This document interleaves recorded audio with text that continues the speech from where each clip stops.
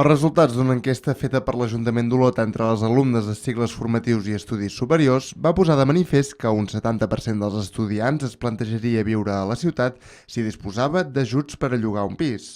Amb la voluntat de revitalitzar el nucli antic, s'ha adequat un pla d'ajuts on s'hi poden acollir les persones propietàries d'habitatges, inclosos en l'àrea delimitada pels carrers Sant Bernat, Esglaiers, Sant Esteve, Hospici, Lorenzana i Valls Nous, resseguint el riu Fluvià fins a la plaça Palau, i que lloguin els seus pisos a estudiants.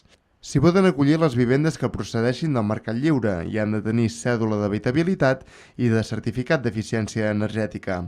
A més, l'arrendament màxim ha de ser de 4 euros amb 20 cèntims per metre quadrat i els llogaters han d'estar matriculats en algun dels instituts d'estudis superiors d'Olot i disposar d'un contracte que duri tot el curs escolar.